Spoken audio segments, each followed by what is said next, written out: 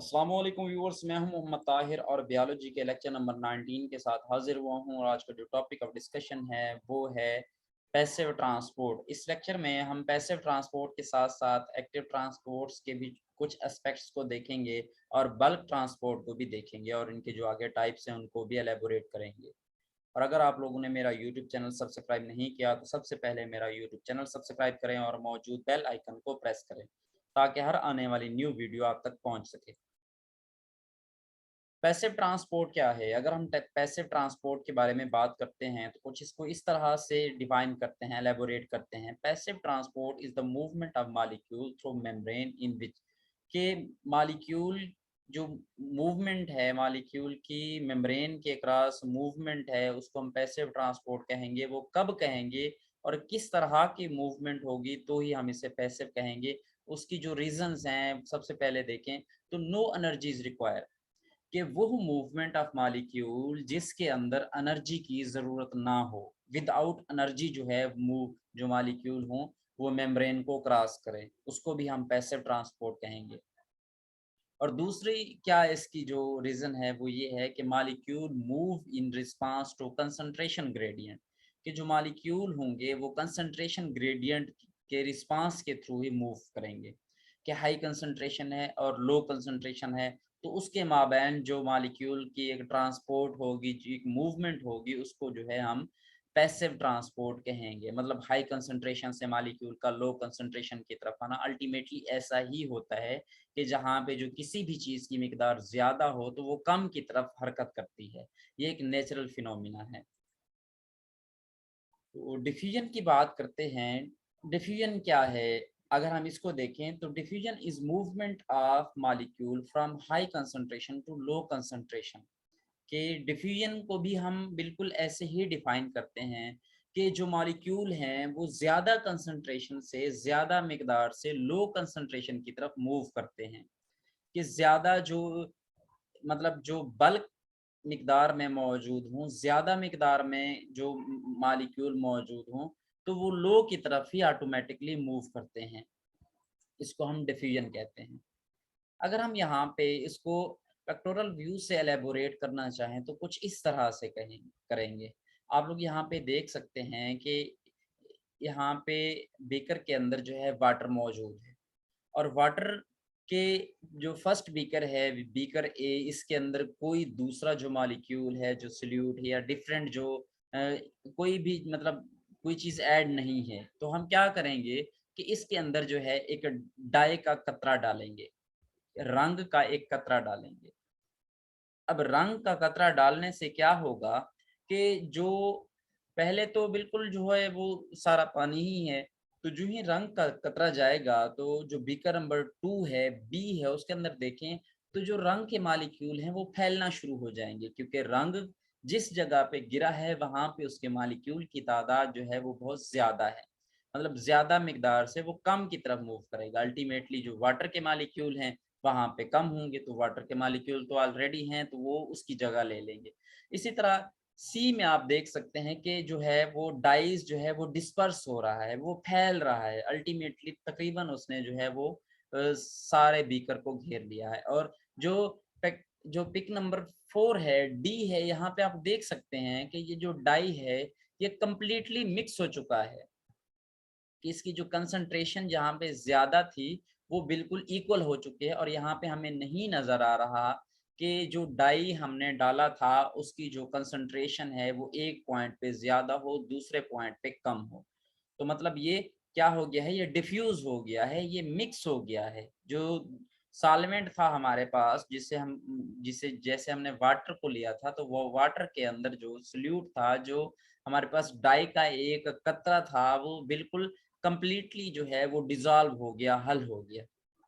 तो हम इससे ये अख़ज़ कर सकते हैं कि इस तरह जो मॉलिक्यूल हैं वो हाई कंसंट्रेशन से लो कंसंट्रेशन की तरफ नेचुरली जो है वो मूव करते हैं। सिलेक्टिव परमिएबिलिटी ये भी एक पैसिव ट्रांसपोर्ट का ही एस्पेक्ट है। सिलेक्टिव परमिएबिलिटी क्या होती है? Integral membrane protein allow the cell to be selective about what pass through membrane, कि हमने सेल मेम्ब्रेन के स्ट्रक्चर की जब बात की थी तो वहां पे हमें पता चला था कि सेल मेम्ब्रेन के स्ट्रक्चर के ऊपर डिफरेंट टाइप्स की जो हैं वो प्रोटीन भी मौजूद होती हैं, और उन प्रोटीन में से एक प्रोटीन जो थी वो इंटीग्रल प्रोटीन थी। इंटीग्रल जो प्रोटीन थी वो अलाउ करती है कि जो सिलेक्टिव चीजें हैं वो उस मेम्ब्रेन के थ्रू ही जो है वो क्रॉस हो सकते हैं। तो मतलब कि जो सेल की परमिएबिलिटी है, सिलेक्टिव परमिएबिलिटी है, वो जस्ट इंटीग्रल मेम्ब्रेन प्रोटीन की वजह से ही होती है, क्योंकि इसी इंटीग्रल प्रोटीन ने ही अलाउ करना होता है कि सेल के अंदर जो है वो कौन सी सिलेक्टिव अशिया जा सकती हैं, कौन सी अशिया नहीं जा सकती। इसी तरह जो नेक्स्ट प्रोटीन थी वो चैनल प्रोटीन थी। अगर हम मतलब हम देख रहे हैं कि जो सेल मेम्ब्रेन के डिफरेंट कंपाउंड थे वो किस तरह से पैसिव ट्रांसपोर्ट में अपना रोल प्ले कर रहे हैं। सेकंड नंबर पे है channel protein. Channel protein have a polar interior allowing polar molecule to passes through, के जो चैनल प्रोटीन है वो जस्ट पोलर जो कंपाउंड हैं, जो मॉलिक्यूल हैं, उनको ही सेल मेम्ब्रेन से पास होने की इजाजत दे सकता है, क्योंकि इस उसका जो है वो इंटीरियर पोर्शन जो है वो पोलर है। अल्टीमेटली पोलर जो है वो पोलर को ही अपने अंदर डिसॉल्व कर सकता है और अब उसी को ही आगे इजाजत दे सकता है। तो इस तरह से जो डिफरेंट चीजें हैं वो सेल मेम्ब्रेन के थ्रू पैसिव ट्रांसपोर्ट को सपोर्ट करते हैं। सबसे पहले हमने यहाँ पे सिलेक्टिव परमिएबिलिटी देखी थी, इंटीग्रल मेम्ब्रेन प्रोटीन का काम देखा था, देन हमने चैनल प्रोटीन का देखा था, और अब हम बात करते हैं कैरियर प्रोटीन के बारे में। Carrier protein bind to specific molecule to facilitate its passage, के जो कैरियर प्रोटीन है वो भी क्या करती है कि स्पेसिफिक मॉलिक्यूल को ही फैसिलिटेट करती है कि वो मेम्ब्रेन के थ्रू पास हो। हम ये भी कह सकते हैं कि हर जो प्रोटीन है, हर जो पॉइंट है, वो अपनी सेलेक्टिव चीजों को ही अपने साथ जो है वो उस सेल मेम्ब्रेन के अंदर से क्रॉस करने में मदद करता है।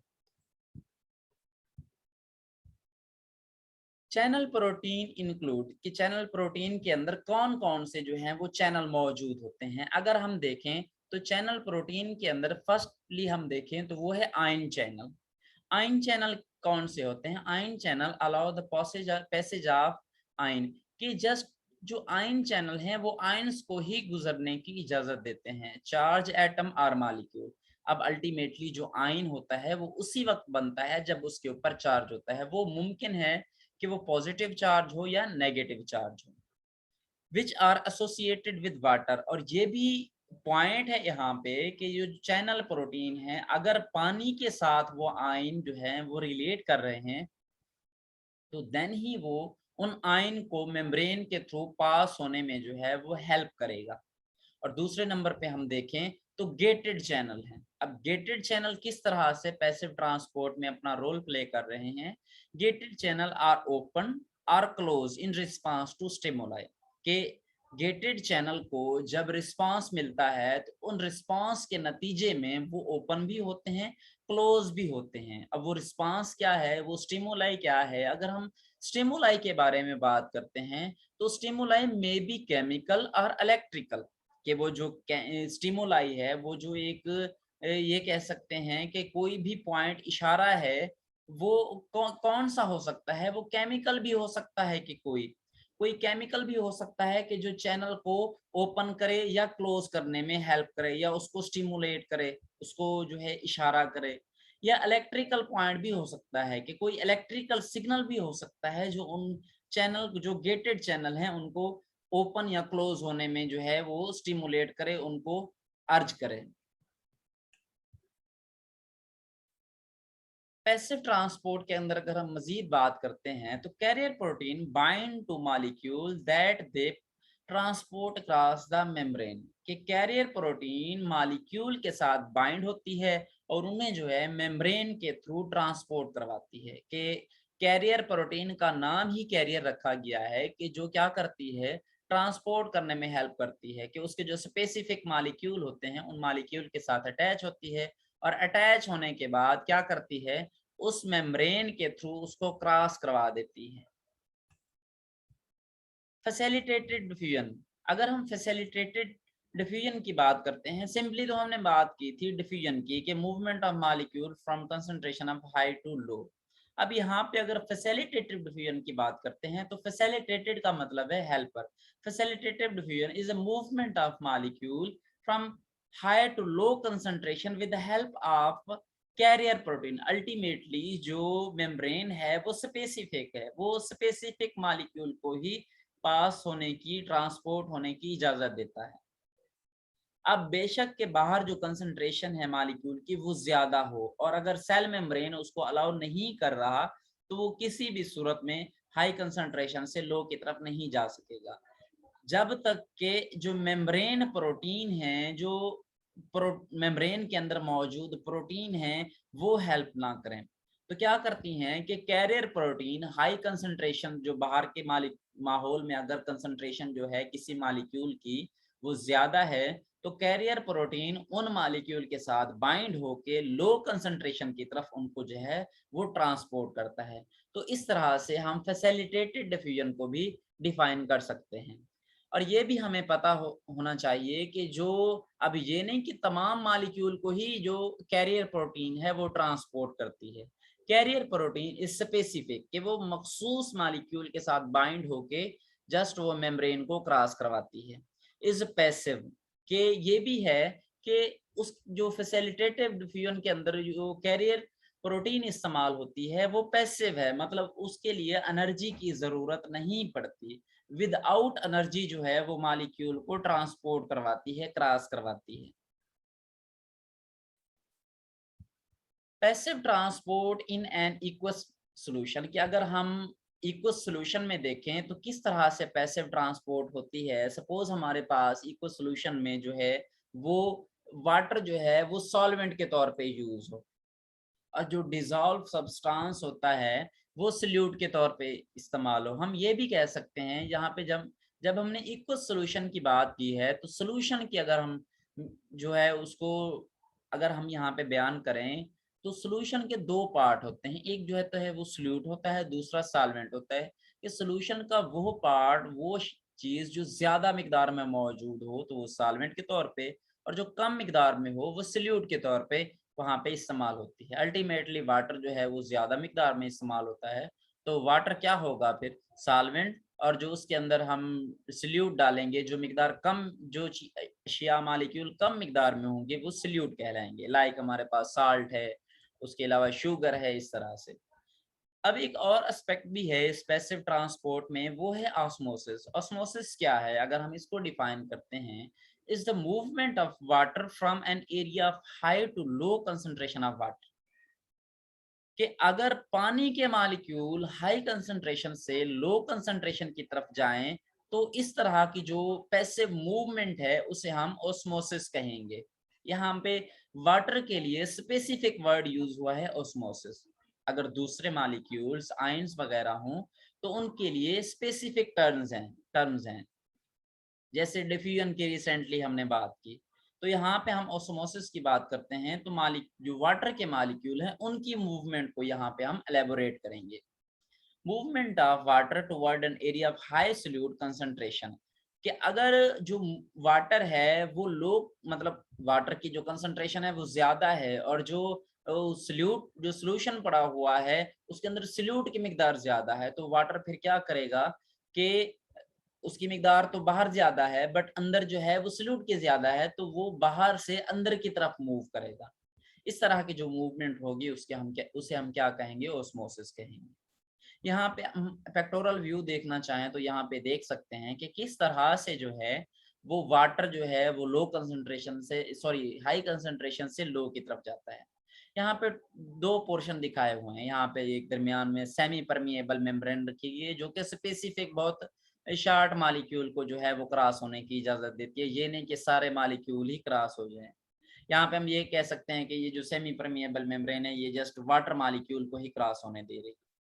तो यहाँ पे हम देख सकते हैं कि एक साइड पे हमने जो है वो यूरिया के मॉलिक्यूल रखे हुए हैं और दूसरी तरफ जो है वो वाटर के मॉलिक्यूल रखे हुए हैं। तो अल्टीमेटली जो यूरिया है वो बतौर सल्यूट के तौर पे इस्तेमाल होगा, जो वाटर होगा वो सॉल्वेंट के तौर पे। तो वाटर की ज्यादा कंसंट्रेशन जो है होने की वजह से ये कम कंसंट्रेशन की तरफ मूव करेगा, कि जिस पोर्शन में यूरिया मौजूद है तो वाटर भी उसी यूरिया की तरफ ही मूव करना स्टार्ट हो जाएगा। यहाँ पे आप यहाँ पे एरो के साइन को देख सकते हैं कि जो वाटर के मॉलिक्यूल हैं उनकी जो कंसंट्रेशन है वो लो होती जा रही है, जबकि जो यूरिया के मॉलिक्यूल वाली साइड है वो अप होती जा रही है। वो क्यों? क्योंकि वहाँ पे यूरिया के मॉलिक्यूल तो मौजूद है ही हैं और वाटर के मॉलिक्यूल भी उसी साइड पे जा रहे हैं। तो उम्मीद है यहाँ पे आपको जो है वो समझ आ गई होगी कि ऑस्मोसिस क्या है।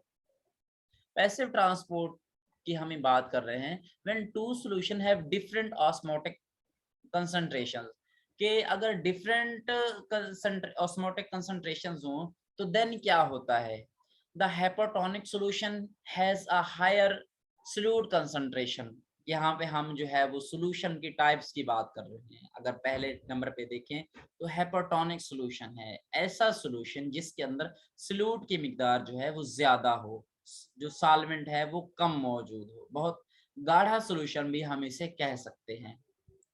इसी तरह हेपोटोनिक, हेपोटोनिक सॉल्यूशन कौन सा होता है, जिसके अंदर has a low solute concentration, कि सॉल्यूट की कंसंट्रेशन जो हो वो लो हो जबकि सॉल्वेंट की कंसंट्रेशन वो ज्यादा हो। इसे हम क्या कर सकते हैं, जो है वो ये भी कह सकते हैं कि ये जो डिल्यूट टाइप का जो सॉल्यूशन होता है उसे हम हाइपोटोनिक सॉल्यूशन भी कह सकते हैं, क्योंकि उसके अंदर जो सॉल्यूट की मिकदार होती है वो कम होती है। Osmosis move water through aquaporins toward hypotonic solution, कि क्या होता है कि इक्वापोरेंट जो हैं उनके थ्रू वाटर के मॉलिक्यूल क्रॉस होते हैं, ट्रांसफर होते हैं, के मॉलिक्यूल जो हैं उन जो सुराख होते हैं उनके थ्रू जो इक्वस में जो हमने रिसेंटली जैसे बात की है कि सेमी परमिएबल मेम्ब्रेन, तो उनके जो सुराख होते हैं उनके थ्रू वाटर जो है वो मूव करता है, वो हाइपोटोनिक सॉल्यूशन से हाइपोटोनिक सॉल्यूशन से हाइपरटोनिक सॉल्यूशन की तरफ मूव करता है, कि जहाँ पे सॉल्यूट की मिकदार होगी वो कम होगी, तो जो वाटर है क्योंकि ये मोस्टली जो है सॉल्वेंट के तौर पे इस्तेमाल होता है, तो ये सॉल्वेंट जो है वो सॉल्यूट जहाँ पे ज़्यादा तादाद में मौजूद होंगे उस तरफ ये मूव करना स्टार्ट हो जाएगा। यहाँ पे हम देख सकते हैं जैसे ये हमारे पास ब्लड सेल्स मौजूद हैं, ये नॉर्मल सेल मौजूद हैं। अगर इनके अंदर से जो पानी है वो निकल जाए और जो पानी मतलब सेल से बाहर चला जाए, तो वो ये जो होगा वो हाइपोटोनिक सॉल्यूशन होगा। क्यों हाइपोटोनिक सॉल्यूशन होगा? क्योंकि इसके अंदर सॉल्यूट की मिकदार ज़्यादा हो गई है और सॉल्वेंट कम हो गया है। और यहाँ पे आप राइट साइड पे देख सकते हैं कि अगर वाटर की जो कंसंट्रेशन है वो ज़्यादा हो जाती है, तो ज़्यादा हो जाने की वजह से वो ब्रस्ट भी हो सकते हैं। यहाँ पे आप नीचे भी उनके साइज़ को भी कंपेयर कर सकते हैं। तो यहाँ पे ये प्लांट सेल को भी यहाँ पे दिखाया हुआ है कि किस तरह से जो वैक्यूल है वो अगर मतलब नॉर्मल होगा तो सेल इजी होगा, अगर वैक्यूल के अंदर वाटर की कंसंट्रेशन ज़्यादा हो जाएगी तो वो फूल जाएगा, और बहुत ज़्यादा हो जाएगी तो पॉसिबल है कि उसकी जो टर्जिडिटी होगी वो बढ़ जाएगी, और ये भी मुमकिन है कि वो सेल जो है वो ब्रस्ट कर जाए, वो फट जाए।